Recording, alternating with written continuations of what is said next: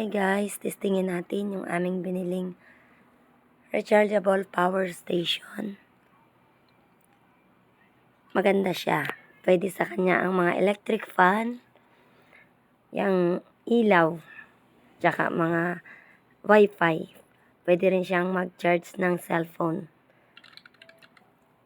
Yan, maganda siya. Maliit lamang siya. Nabili namin siya ng buy one, take one sa TikTok. Maganda siya guys. Kahit itong stand fan, kaya niya. Maganda to sa gamitin kapag brownout, lalo na sa panahon ngayon.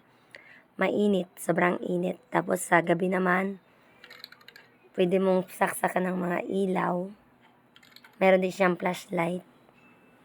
Yan siya guys. Mura pa ngayon. Dahil siya ay buy one, take one, naka-promo siya. Bili na kayo guys.